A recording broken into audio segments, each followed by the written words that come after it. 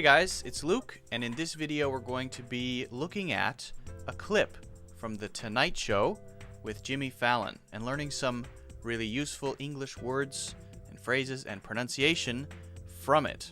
Okay, but before we do that, make sure that if you're not subscribed, you subscribe.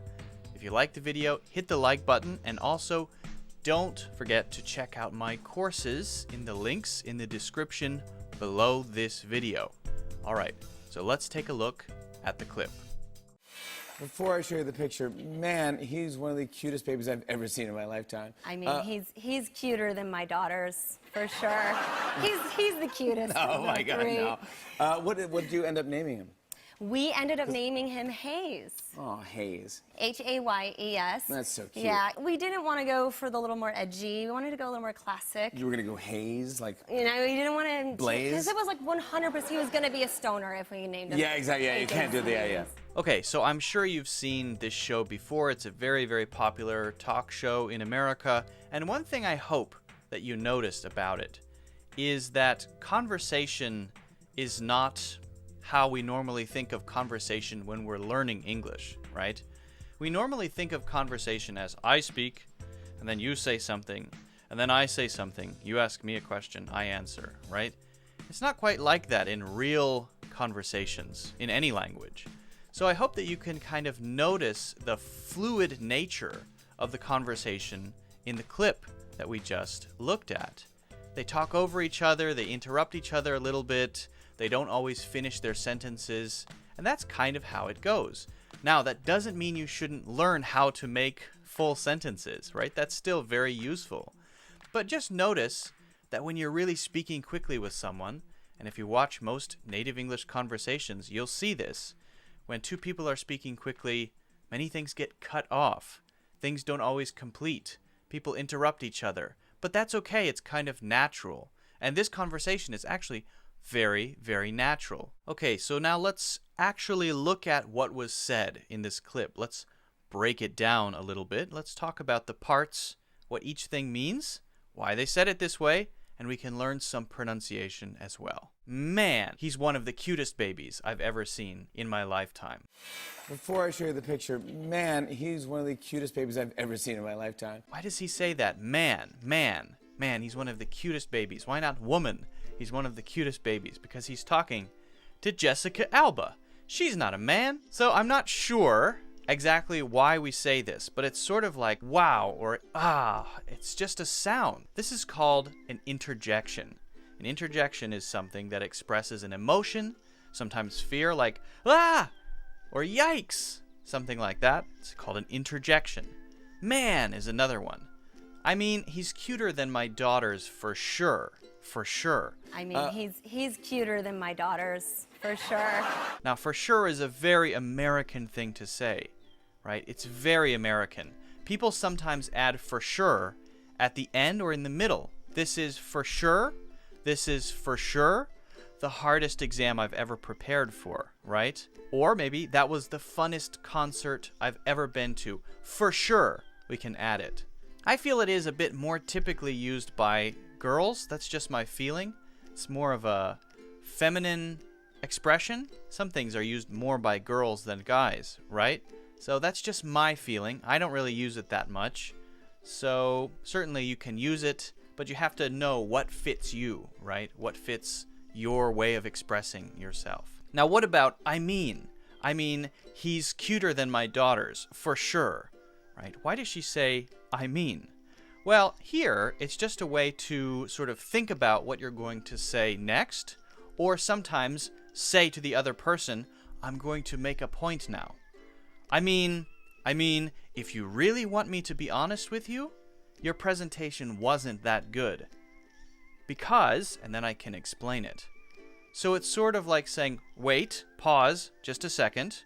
I'm going to explain something to you, or I'm going to change directions a little bit.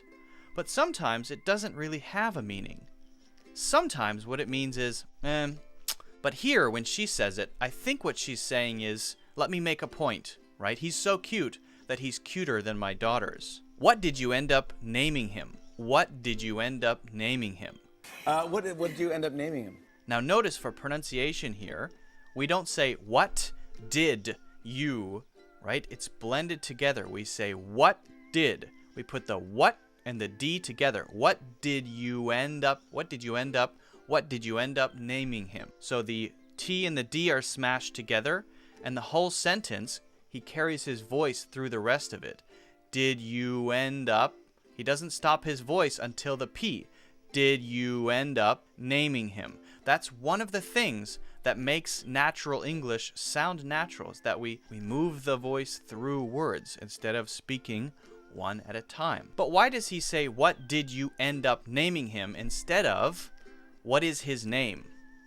What is his name is sort of like saying, just give me the information. Like I'm a doctor and I'm filling out a form and I say, okay, name, age, weight, right? It feels kind of like that. It's a bit dry. What is his name? It's okay to say that, especially to a stranger. Oh, such a cute dog. What's her name? Right? If you want to know the dog's name, okay, that's just what I want to know. That's the only thing.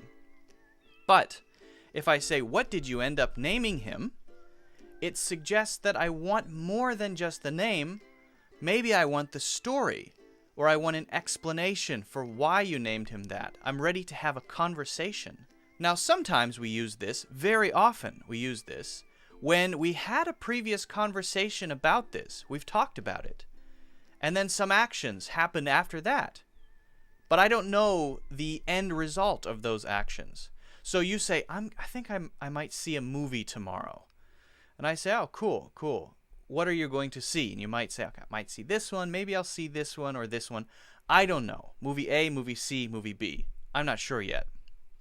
Then the next night, I ask you, what movie did you end up watching?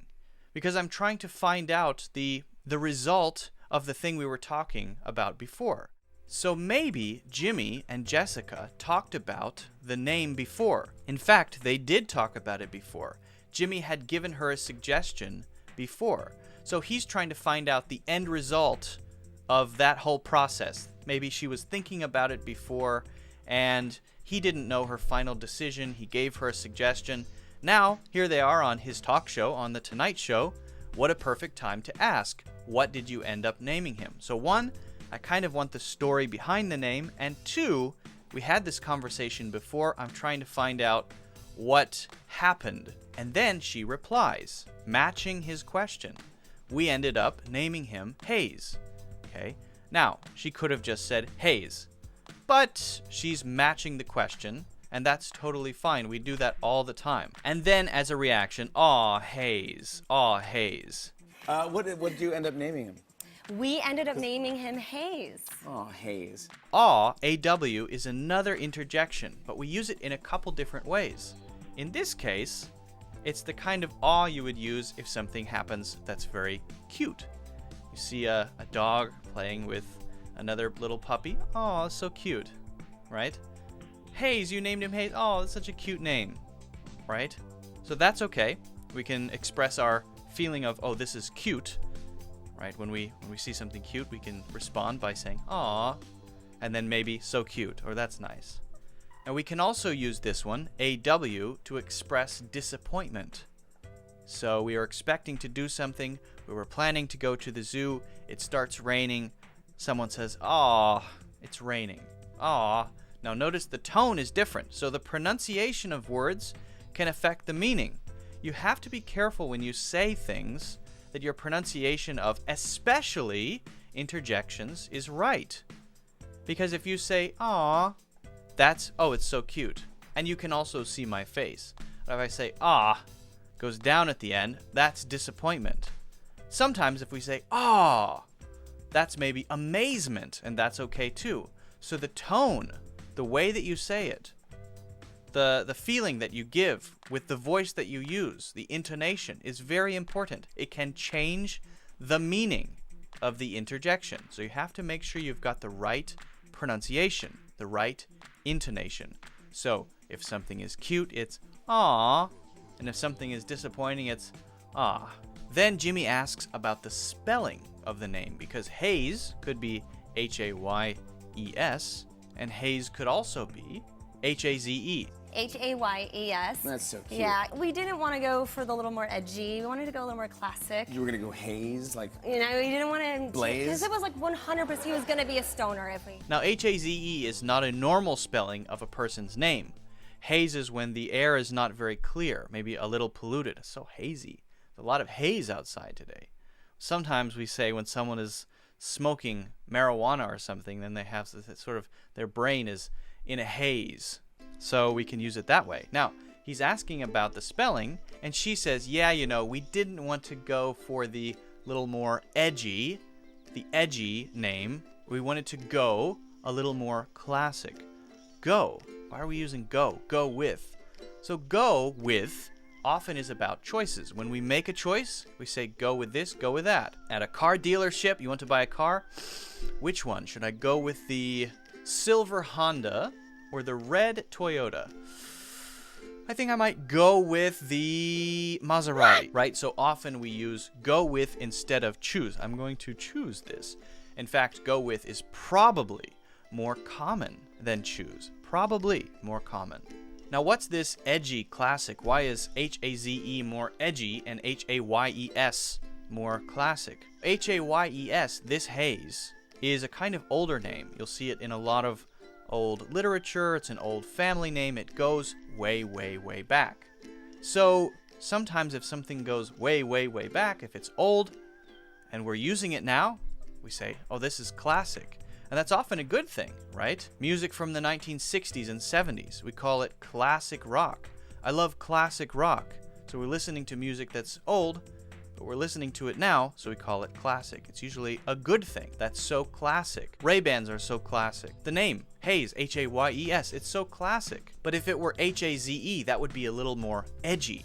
So edgy is sort of like the line between cool and dangerous. Ooh, so edgy, right? We might say a band is edgy, right? We might say maybe some art is edgy. So spelling your son's name Haze would be edgy, but she didn't want to do that, probably because the word haze is related to doing drugs. They wanted to go with the more classic spelling of his name, Hayes. All right, so from this very short clip, actually we've pulled out a lot of meaning.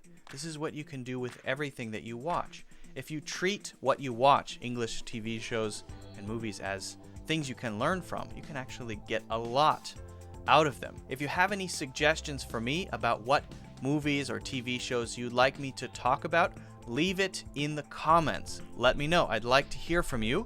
I can pick a clip from that, talk about that, and we can learn together. Okay, so let me know in the comments. Thanks for watching, and I will see you next time.